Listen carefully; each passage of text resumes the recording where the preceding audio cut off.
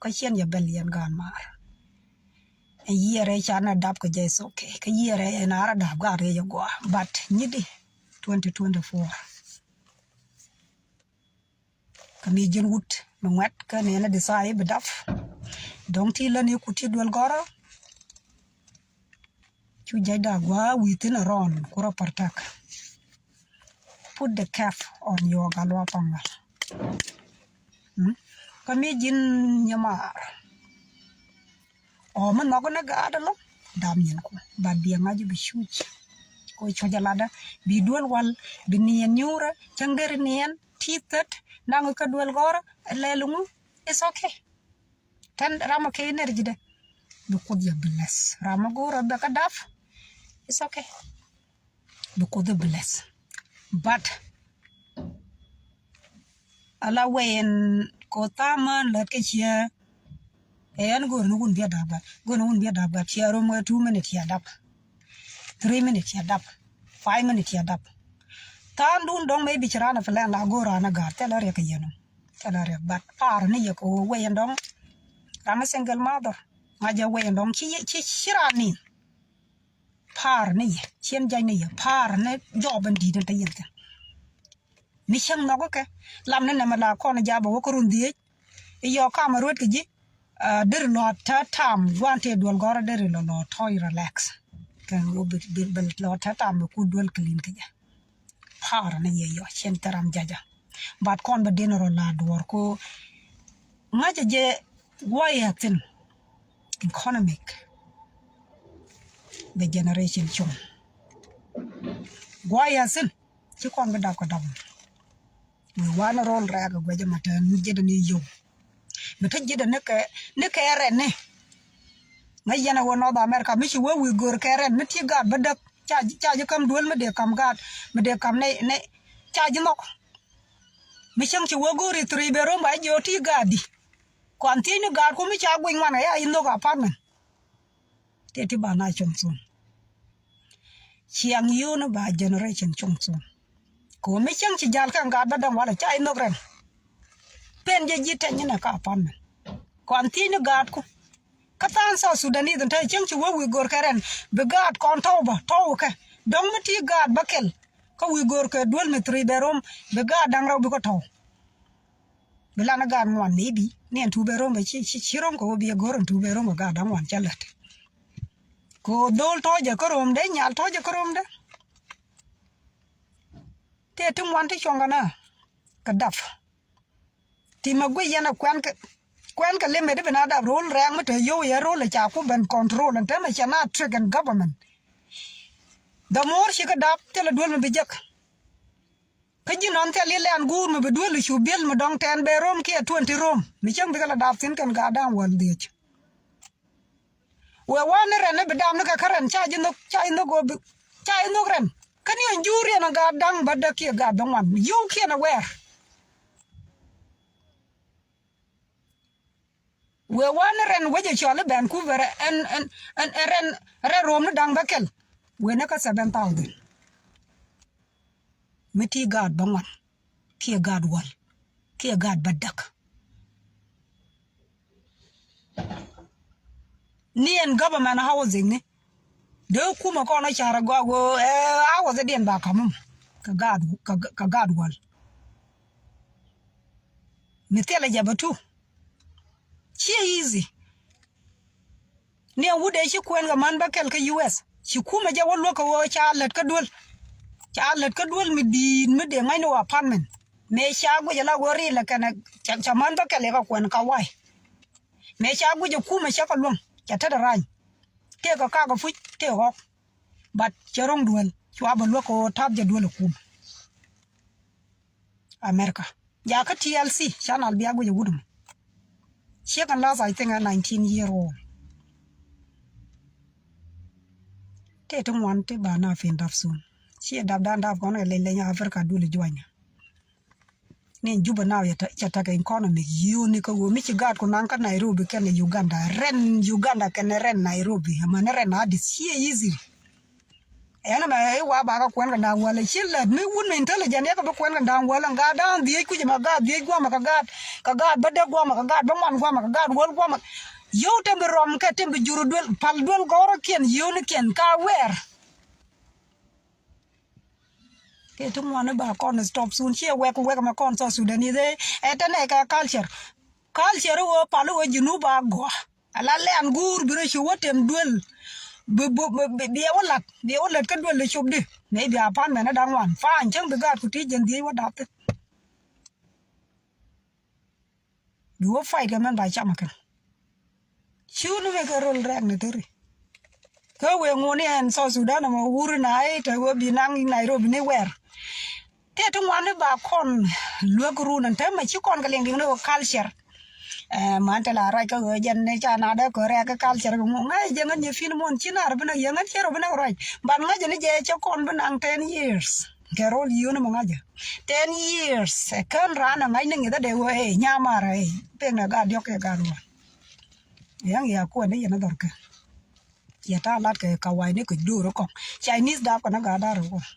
mi dio de ma ba yu kwa lo ke na ta te ba na chong so yo ya ai xem ở dưới nó có cái gì xem anh thấy một phanh ai chỉ có đạp cần gà đang vào cái anh đuổi mes ở đây rom có đây rồi mà cái gì đấy mi trong khu gì anh thấy mà cái gì cũng có người xem mà có cái woman thì gà đang vào cái này có cuộc xem anh đuổi mes ở đây rom cái này đây rom cái gì đấy ấy mà nó tên người mà đạp bước bằng một tay cái gì nhóc anh luôn nên chỉ có đèn các bạn ko ka na ngajem 5,000 500,000 ne jeli ka ka jene bi yor fe na ba ne mi je jen mai gara na ngaja lon ke lu so ngan mala da cha walo advice cha lat ko pinya mar go kon den ro dan advice den ro korak te dong ni role ram ne tri brame je gwike badan cha gwa wo society as wo ko kon man bina to kori ta ko kwar wune shi ka nayi tijiya ka nayi ko but mi jin shek chunyi mor nak ka kuira mi jali chuka ka galwa ba mal ta kam de gol ka je jin ti dai man bo do kam chum ko so be value and time de rona ko runda ro ko ka chi ko do see now ngata ka problem ngala loser ka yana ita na ko we ni mor mo na bu ka sijin gad ko ta wichare chago chanora respect kan lo du kan ro yor please ran mi sha separate man ye fin wun mi cha ji ko shena gor jang to je sheng nam de luong ne gor man de jo ma chi ko ma la jage ka wa gori ko tela jala se ke ji de goro beta go life dwel goro do yoku tire ne al tidwel happiness do ngu goro wo ba gore ngan kulara mugo ngan ejen ngan bu kulara mugo ejine tane dan no ngan ran fas nago ne dial daga ta go life happiness okay so biata kamal an ba ke shoma advice ne me cha gor ko wala advice batu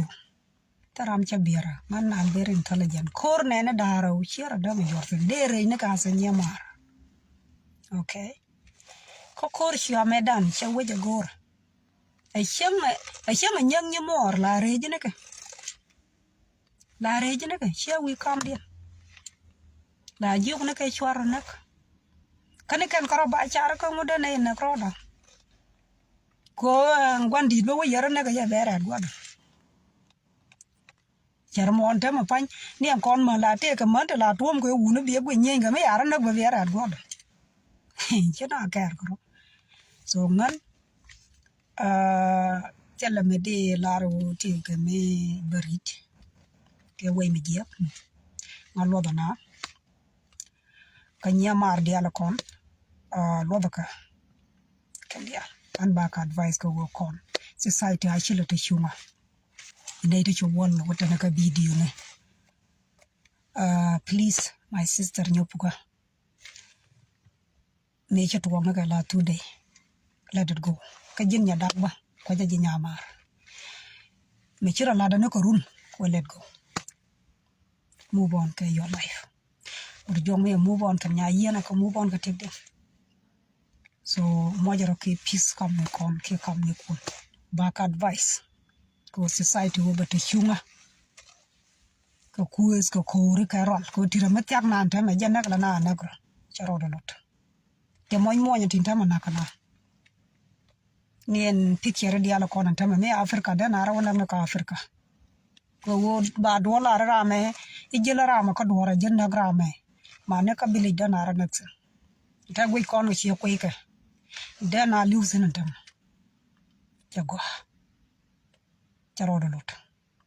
jago ba wo da na ranakshan she jin nyadak kutai burjok mishia dak na kay many years ago nyamar let him go move on ka tegu yeme chi move on ka tegu no wal tirin tama gwe kon ga she ka tek tek ne ke ken video ne picture ten chala gwe de rawo tu suma ne bele jantama ko wode gwe ji dong te ka mala dikenye yen me shop ka ma wo chigata shop jok chi ka liu ma kes me dina da nanak ma dara yana ga tam jin yen nya yena dara yanak she is a case ma gwai ke la wo fan she fan kes me ci jidata wo dong ci ran liu ka dong diew ko jera mo jilla no mo ma naga na man picture chanen antama de yanak jigwa family gadbel ka family du na da na ranak gan mani nya yen ta daga wa mi jinna gan nyamara da ko dara to ka afrika right now te gwe kon ga lati simple gome koska le kada shala black magic go bi kala karani rol ka wain na ka sen ma ke ka hiandan ko nuore changa me ken lat ka che to du yor bi e bielel ke chi bielat ai changa me to gola ku kon ngai ko nuore la wajib advice ndi de balare na me to ga nta me to ga dara wat wo ko gur kana gwanya yen kamite ne de do lisrun dara family burjo ko sin family nya yena sin family do sin jin yadak nyamar me balare mission take a friend mo goro go problem to kam do yen yen ki burjo we nyoga jeja abani jin jirame ta kel ko burjo no wal bere jin bi koru woto go jin woto koru yen burjo ke woto koru yen nya yen yandaro atil ram rol mo do shanga nyimor mo guru ai chi intersen lena dundu jin ko ma beto goruna bi ngaje gwawo to go jin kari jana to go je emu ramara rol gola enya logo enya bantiyo enya gaju enya gajak enya bar enya tade enya ngane jong na rane stay away ka kizame ala da langan ngara takel kon burjok long tamugo yo we wajien ka ye dong be al darabi ko nyur kam dun ba ye wote ka men biang mo dia terre in what society ka jin yene nye dong be neite al darabi ko nyur kam dun ba ye la wotit yo wa wajai no ka jin nya dak mi chi dak yana burjok no wal tele mo ngot ko deri nye yen na ke jekke tele mo ngot ko deri burjok na ka je ba ye la wajai apare no kun ko go wo kezrun te lat kono ti e wo media chabarar man la logo madong duwo ka kes me di tomorrow ko ma lat ka dal go me ko bene ko man chen agora dong runda na wulis aka na lok okay my advice me chatel nor community ko wo nor community goten wan yentin yen wore chatel wo bra ram di de chenga jira me di bra me yang ba be lok ko men chagwe kan wo society chinara lok me chenga jin chiang me alderba chinyama gweji madong le dwor ma gadba a very advice yang bela lok Don't worry, chatelo, mete a mature lad. I know I'm okay, the cora. Chia martyr canana. A mete a melora by young Janya Dagba, I'm a deed of Lobo, yada, eh, would a missia talk yato. Come again, ya la jamma 2 days yen de look. But no society chatelo dear, chatelo elder, chatelo advice. Wake a dormant and neck and time in second. Tell her I'm idiot, Madong de yalla, biji doing a corner, yada, Malarod, Maladi Macharod. Ruin the family do Nuria, Kijinia, both side. Come Burjo, Chabi Jogo, Rhino kid, tell him about long calata. The woman, she made that one ya dark long time ago. May Nagaki and Naga shake the coach, but move on for Yana, Anak. But Queen, your doctor, maybe take a ramadiet, but there and your dog work. Kirin time upon your yana have fun. A wedget native while I like a nonsense. Sheer fun. And kill me, she did a tanako, it didn't sheer a dong mad, did it God check on my neck. A yana easy case and him. Family ye and can I family in your dog, they run out right now. Parliament North America channel full free. A young widget, I'm a young, but she look. Come at the window groom. And kill me, she did it, you know, go. And I'm a dead knock, a million yella got a road to be adapt, Babu, when you come ram neck, got the jaguamo. Share a do to look African. None back a look, quite a go talk or sending problem. But Lala Beneco media, channel of which. And she and I go away, but a shunga could be wear a neck. Katin and Katin kitchen are look, and back a look at India. Ginya Puga, and a ginya bantio, Yama Balare. A lucky the mate jedekating one. Sure order includes in Yadak can a yen a cobur joke, a canalet. Gua by ends in Runa by any decay by any day and a North America, Jackie way and Africa, Jack Banner we can condia. Dear advice, Niju, huh? Go kiss a man, Nancor. Dear Jagua, yen jal bad yen written 1 yen, we knew 1 yen thing. Yadama take a native elder tagagade, Roger Kenyadak. Quibur joke and yen, I don't know. Kia Nyoraje as a family. Mete elder in Yorake can you the Aroka Burjok, Yoraka. I'll look on more elder family or by Yadago Tina Burjok and Yayen, by one calat. Come tell me what Latin fine. Yen late on Congarara chin born. A young ginger man Yayen about Pali and Yayen and Kizame. And 8 on 1 charo in Bolton. No way when Gianco community key in North America law, but walk on family Nikin tomorrow. Namashi and nonsense like a and McCarman roll Africa. Go to a missionary in North Society. It take a show, but I know where you take a near money, and McCarman to walk Africa. My new war me take a yak the Magakela Reginica. Till they wait never time. A word man riam jo wuni the work and akananga. Najale were there a corner community but soon a corn man car shoe wunitizen. Kagwa. You are con to a wing. No roll medan. You more young can yaga gakala region. Bala when you are real there and a wall of Guanakan from Manikin. One back advice. Please. Roll kawain and a major mother or gin busy. Wouldn't make you separate. Tell him a guru bromo carol, Kajaki by Lonanga Konaki, Bajil on long. Ike guru branak, wood. No, don't do that. Make yourself happy. Me do go within, come in lot within. One can you learn a business, but God who cook him will like to make happy. My chakal chakwa. And back a chum win worry. Back a look. Ko connect chi banta ko wo bene ro ji ken yin wechi ka nguna la ka to ji nu bu do ri jan ba ka lu do wane ka re nuori chi na go ro go de family which we list ki ka rola ki cha to ka be tel wo dong da na ra lutsen man ba ka luk ka yen yi di ase lo an yi mando yen dang de ko yi pu ko ke nya dak ke rosha Nyi look ko an sha wa ka show pan ka ja ram dong dong bo gweno nye fina ja ka comment hey man anga ram da go me cha do ne jeg de na look as a family okay you are quite wrong don't do that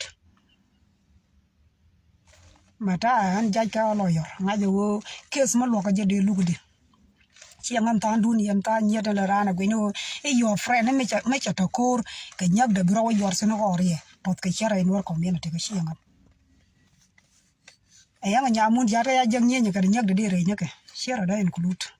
ter ga nonsense negative ne ya da ter mani to ka fes ngono ngo bina ro budjong ni na nei dang ro me cha chaw dien ter ka re ke ko shi ro ma da ro ke nye kan ngota ngaja ne din tala je cha we da ka shen ka ta lon bun me cha la ro no ka man bi ga nyenye ka nye jen chia cái chi wood logo cái gì nó ngồi đi tè cò rồi tè nhọc ya wi nhọc đuôi chắc đi anh yan đã ra luôn bài lúc của mẹ western world thế là mà go rồi quay cái lưu sinh ngân ba con lúc của anh chia na go rồi mới dễ cái quay dễ cái bắp phát chia na rồi lúc cái anh xiên cha cái bên là nem rồi quay dễ tay như bắp phát chia rồi đó bị thế là mình đang ở trên phích bát cháu cái kes ko cher ke nyama ka society bana ro lek changa no do la de run leka mi che do be jo sor we jinu ka we gwa bay la sor bana move forward te lat ke dal ke za me de le jide gwe ja tade ba ka lek ba ba lek no ko dor cha be gwe doba kenga ma we chop ndo we tomorrow irun che ko wo bumba we ko jana ta kon wore la kon wore gwe tuok je kwe tul ba cha dil gwe I know role me ba we kamera ma ba no we ka society goro bu community dal ke liu e mu cha ya gwe ke ba ka tia ko men la de ka tia ne dang ra la ka ro dia nya yene ke burjok ke nya dak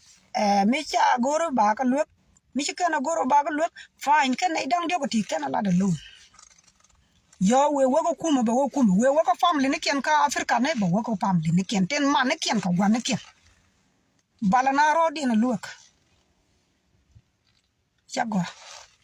ka jin ya da wut mi ya dak ne kurun ti cho baro tele mo ngod go record bur jok e shang dere ni yena ko wal dere na ko kami shang jen ye yen ban ta me we ga ka ji ke wun mi ya dak ne ga long ta dara dor ni ye kon ngani tende na terrace ni intelligent ni jina dictated thank you cousin nyenenta ban thank you ngana luaga wej nuare luaka wej nofa rana ci quadron okay an baba bar yet ko duor ma la roka public daran jawdu sup ba ka luak ka advice tite luona ci kon ga bia to train nuor community ka ala wo sha lol me kan ma ne na ka afrika e wut mete ga shep nyang na ti nye ben wera wa to le ngane wo nye ma re my friend ne ya wa ko re ne kor water chwe kon to wenu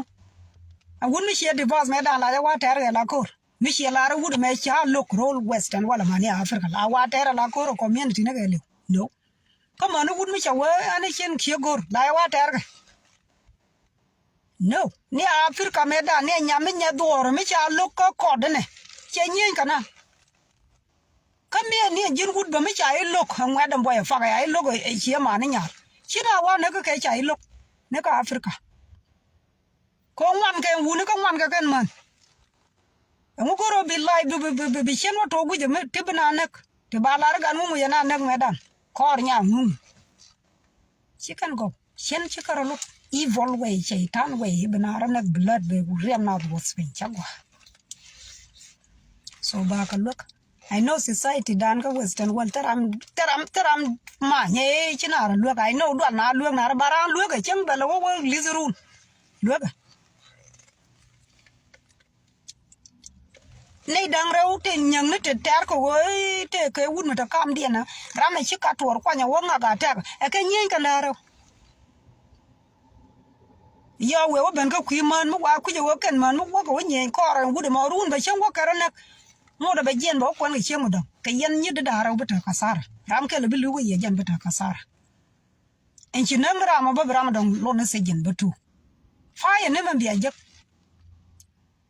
Jerman te ni kon man te ko kon mi shi wuna dara ne nyen ko koru la nyuri bitet ko kan rama hi liwo bi ra ga men bi ko yulo kan dial betu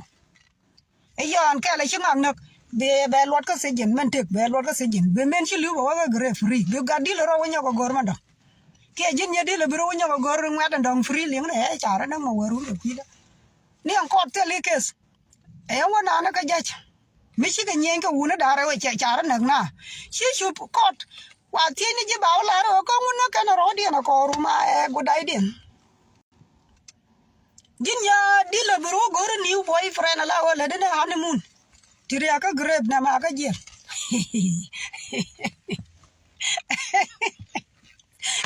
can you see kan yala na an kasare bien bi nyen ga da ro bar top na ma kana bar ko fine be men chi lu wa ga grab ba te li the winner ba te lu le winner gwar ma te sin men te ga belo dan sejin tele murmul ele jaga sejin jin yam di le ne tam du ko enjoy ko ene nga ka wa ya bela green ya lo ko na enjoyment na ma liu ka sejin ko lul china ma wa ga grab nga ta ka sar na nchi ko to mba ko nu ne daro bare chuna jin yam di mu de wudan dio dien biro gor ngaden cha jang ya balang ndale janen cha jang bi wot lai ba enjoy na ma ko safar ka sejin china ma wa ga grab ai ya ne changa ko de la jo wa tie ke no why tiene ko ke so mo na ko cha gora nga oh okay ka mo chob le ai ji oro ngoro di ni ni ya o jaje ba oh ngo ka na tero why I know I love ter ka la but love me din mind do well you ba ga le no na ngara ja ba wo mi che la chirong sin ya ko nei da ro ni rama bo ga gre ba ngai ne bo bi lo da se jen mi tek mi ka ro bar ko barong sin ara me nye yen kor mora ke kor chola balo freedom barazin balo te free freedom ka jara le mazine helicopter free be lai ba enjoy jina ku safar ga jele jin men jira nak ni miya wiya ka grem na tong ne go dai den ka ga da che you see be smart Bismarck wuni chiga ga man chiga ga amu goro bina ali wallahi ba very sweet ne wona ne changa war changa gana fai mu goro bi I know lodgering that you should please chuchup thank you golden queen biata kamalo ko je gweche jana baba la do nyore ke wedinov Bismarck today na na great society please palo roka let everything go Rama move on katigde gwado matisena sure let's go life may be regret tomorrow